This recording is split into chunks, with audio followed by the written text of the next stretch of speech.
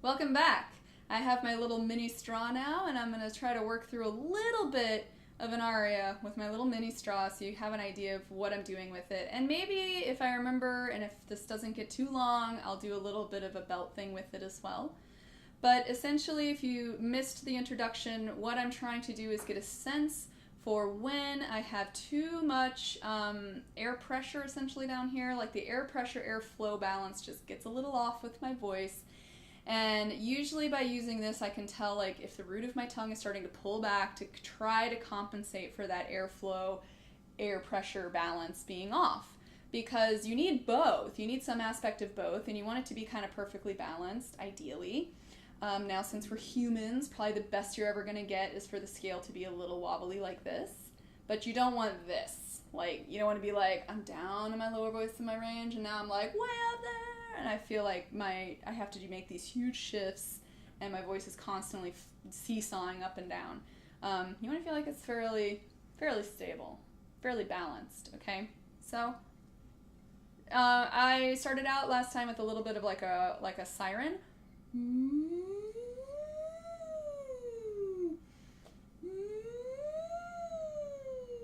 And I'm pretty much trying to see when I'm checking in internally with my tongue and with my throat, and I'm trying to see when do I start resisting the straw. And what that might look like is just pushing, essentially. It feels like pushing, you know? It looks like pushing too. So,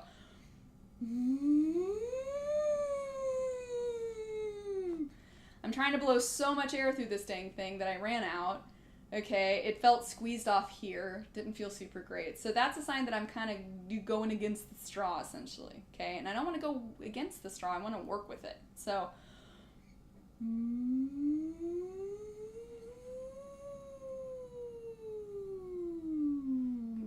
a good game for me to play with myself mentally while I'm working with the straw is really, what is the minimum amount of airflow that I need through this thing, okay, that I can still sing in whatever range I'm in? What is the minimum, okay? Like, how little is it that I can still feel air flowing, but I also still have an ability to hit notes and my voice is still working, right? So,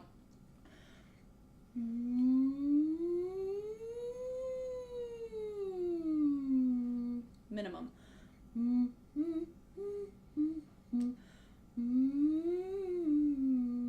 Okay, so what I'm going to do now is I'm going to move over to my little keyboard app. So if you see me dinking around down here, that's what I'm doing. I gave away my keyboard when I moved. I don't even have an electric keyboard anymore. It's like I'm not a real musician at all. I'm kind of not really. I mean, I'm just avocational at this point, so. What I'm going to do is I'm going to do a little bit of Regnava nel Silenzio from Lucia Lammermoor by Donizetti.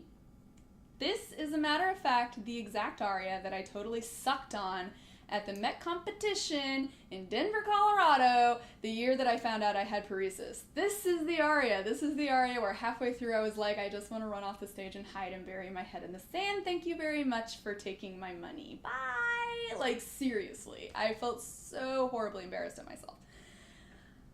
So needless to say, this little aria I've had for a while. I mean, that was about 8 years ago or so that I sucked it. And I've had it a while, but I definitely have a tendency to get very tight on this one. Okay, so straw to the rescue. And some of that tension it's kind of twofold for me. Part of it is I think I get a little obsessed with I need to sound dark because I've listened to way too much Maria Callas, and that's like the big problem right there. So somewhere deep down in my head I'm thinking, be Maria Callas, and then my voice is like, but we can't. It kind of hurts. Let's not do that, okay? Yeah. Also, what seems to be another issue for me with this is, essentially, you go up on those high notes a fair amount. You hang out in the passaggio, or you traverse up to the passaggio, and you come back down into mid-voice. And as a coloratura, my middle voice took forever to focus, and it's still not always in focus. So I have a tendency to either over-darken on my way back down, or I keep the same like airflow or airflow pressure relationship that I had on the high notes when I come back down, and then I start pushing, okay? I'm in full singer mode. I'm going to call strain pushing, because that's pretty much what it is. When you push in your voice, you strain in your voice, okay? It's one of the things. You can strain it too in other ways, but for singers, most of the gist. So, first little phrase of that aria with a straw. I'm going to be super slidey. It's going to be like a siren. That's okay. So, let me give a better breath. Here we go.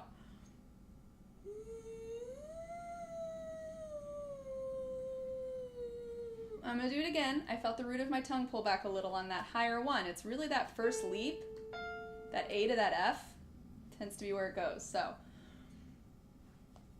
okay.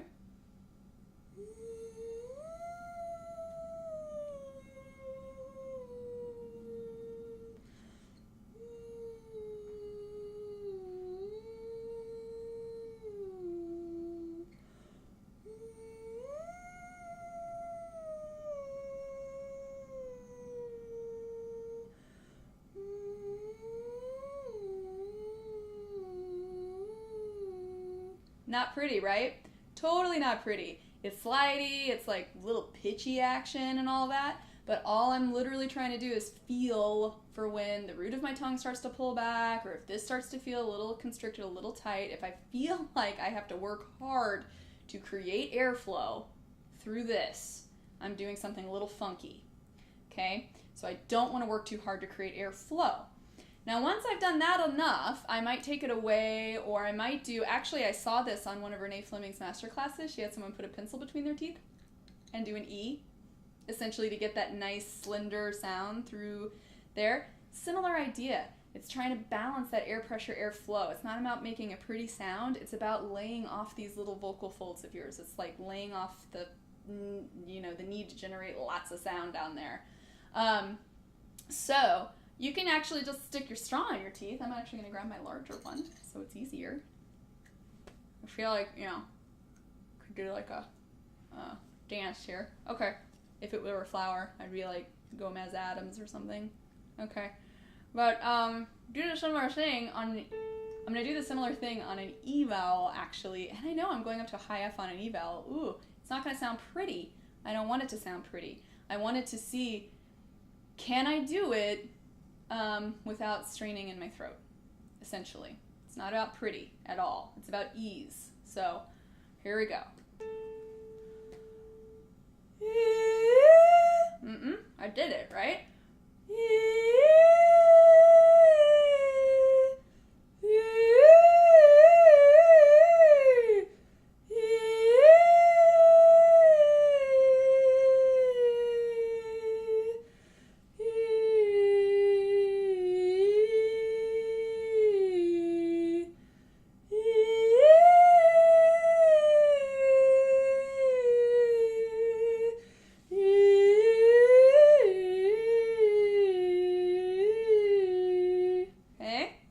Not about pretty, but I'm getting it. I'm getting it a little bit, okay? So the other thing you can do, I'm going to go back to my little one. I could do, try to imagine I'm doing the words a little bit behind the straw. Maybe. Let's see if I can do that.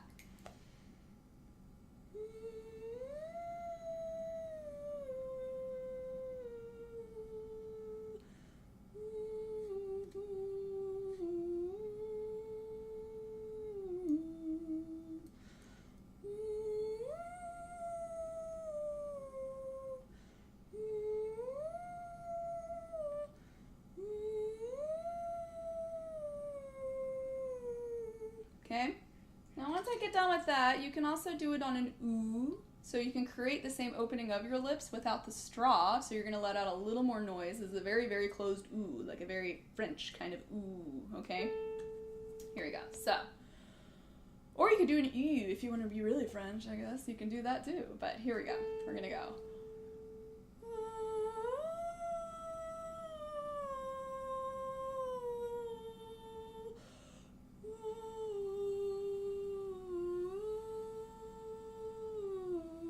What I'm doing there is I'm feeling my airflow through my lips.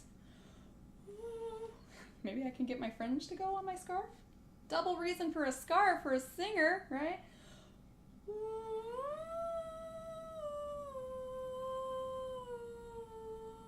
Yeah, I can get it moving a little bit. Want airflow? Not too much though, so what's the minimum?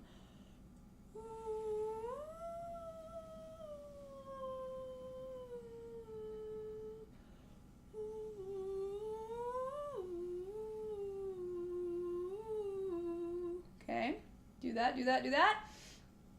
Now, the other way to kind of start layering this in with a bit of the resonance you're actually wanting, probably the vocal tract configuration you're actually going to be singing on, which isn't quite what you've been doing so far, what I've been doing so far. You could do that whole thing where you do just the vowels and take away the consonants. I actually stopped doing that a long time ago, and I will tell you why. Because I think so hard about taking the consonants out. I start thinking so hard on that exercise, just about the task. I find it mentally rather challenging. I don't know. So smarter people out there can just do it, and but I find myself thinking so hard, I actually get a lot more strained and a lot tighter, a lot more pushed in my throat because I'm like, the whole time. Oh my gosh, it's like watching me play Scrabble. I'm a terrible speller, and I'm terrible at thinking in letters. Like, I don't know, I can't handle it very well. So what I actually do is a little bit of like a faux yo-yo-yo, because really the point of that, part of it is, yes, you can get your vowels sounding really good. Like, your coach could be like, yes, that's a nice Italianate vowel. But the other aspect, at least for me, since I'm not on the professional circuit, I want to know that I can get that airflow, that nice balanced, easy airflow happening in my throat while my tongue is doing whatever the heck it needs to do. My tongue can be talking away, doing my vowels, doing my consonants, all of this in my mouth can be working on its consonants and vowels and stuff, and all of this can be fairly stable, or at least feel fairly stable. So that might look a little like this. Might take a couple whacks at this, we'll see. So if I go back to that, it's always that leap in this aria, right? It's where you're like, boop, boop. Like, it's so easy. You just feel like, on this one. You don't want to feel that way, though. You want to just feel like this. Like you're just cruising down the street, right? Okay, a little witchy action for you. Some people use that actually as well as another way to get at this idea.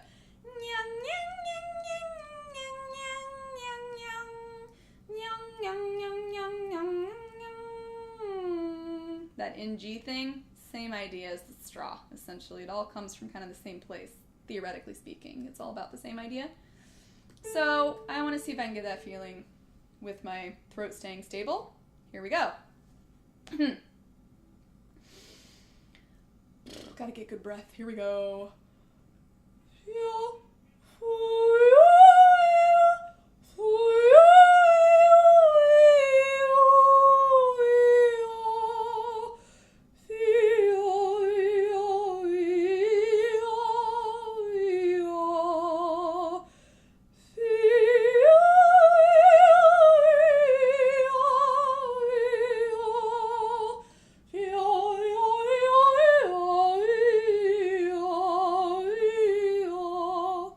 Essentially, I have to kind of mentally, this is my trick for me, I have to mentally think of putting that straw that was at my lips essentially in my throat, as odd as that is. And here's another really weird one for me. Classically, I think of it as being like this size straw, like this little, kind of standard soda size straw. And for belt, I have to think of it as being like a stir stick. I have to think of a much smaller straw. And I don't know if it's because it's kind of easy to push in belt. It really is. What I think is because, when you're belting, you can still produce a professionally viable sound if you're pushing. You can do that sound through a microphone and be like, yeah, that sounds awesome, whatever. And you can kind of fall into that trap of pushing really easily if you're doing a belt. I think in classical, it's a little trickier because, at least if you're a voice like me, I don't have the vocal volume to carry over an orchestra on my vocal folds alone. Like, I can't just push the heck out of my vocal folds and actually get over an orchestra. It's not gonna happen for me. It might happen to some baritones out there and some more dramatic voices. See my Folds of Steel video, you guys. That's, still not the best thing to lean on, but I'm not that kind of voice and I can't do it. So I have to think of putting that straw in there. Now, what I tend to like to think about in terms of when I go into using the words, after I've gotten the straw thing and I've gotten this flow going, I want to start thinking like, for me, this is just what helps for me, okay? This is what, and take with it what you will. Perhaps it won't help you, I don't know, but my throat, my pharynx, this section is going to stay fairly stable. That's where my straw is, okay? It's like, actually I kind of think of the whole neck as being part of the straw. It's like this whole little air tube has become this tiny little straw that I'm blowing through. And then from here forward, it's like, it doesn't even relate to the straw. It's free to move around all at once. It's like outside of the straw somehow. Like it's just, whatever, it can do it at once. That just helps me because I start to control my sound a lot. I'm used to having that muscle tension dysphonia for all those years. I'm really used to like trying to make my sound good, trying something. I'm used to like breathing in, setting up, and going, okay? Rather than like breathing and going and breathing and going, okay? So I have to get better at the breathing and going. When you see me kind of dance around a little bit, I've probably gotten into that. I can feel myself setting up, so I'm going to loosen myself up to not do it. So I'll add in the words. Here we go. Let me see if I can do it. So this is another one. If you do that lip buzz, it's kind of like the straw too. Isn't that great? All these nice little ways it's like it. So let me make sure I get the feeling again.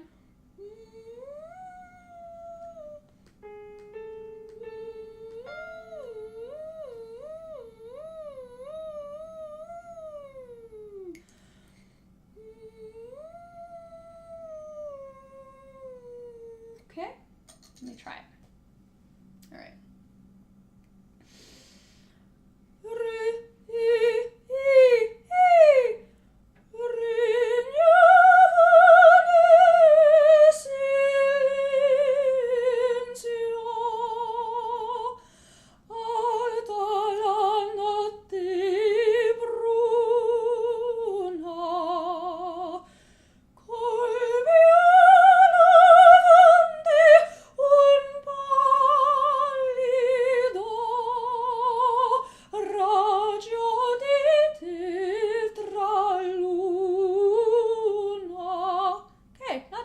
Not too bad, you know? Got a couple little sticky places here and there, but on the whole, that felt a whole lot better than if I just tried to pick up this aria and sing it, because this aria, I love the aria, but it's kind of my vocal nemesis at this point. It's the one that I can get so tight on. So let me try it one more time, see if I can get a little more flow. And usually for me, if I'm adding in the words and it's an aria I'm really familiar with, this is the point where I don't want to obsess too much about my sound, which is why I actually started picking at my pace. I'm going at a slow tempo when I'm really thinking about my sound, and then it's like, okay, I need to not think about the sound. I need to think about the story I'm telling. I need to think about the words. I need to do that so that I get out of my own head, and I just trust that little straw feeling, my straw is all set up, and that's all I need. I need a big breath and a nice straw throat, which is kind of weird. Straw throat. I don't know if that's a good band name or not. Straw throat. That's an interesting phrase. Okay, here we go. Okay, don't want to set it up. Let me just go. Here we go.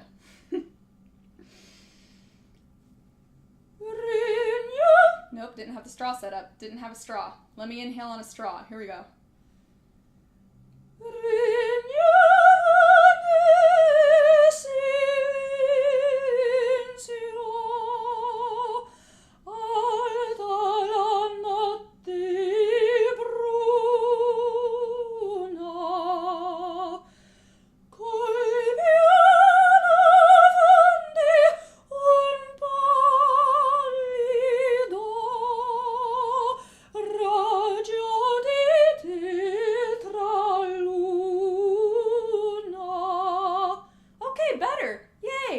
So that's the work I'm going to do. I'm going to keep strawing it out, and I'm going to try to get through the aria feeling like I got a straw in my throat and feeling like I can keep the right balance. That's how I use it. That's my tool to know if I'm pushing or not.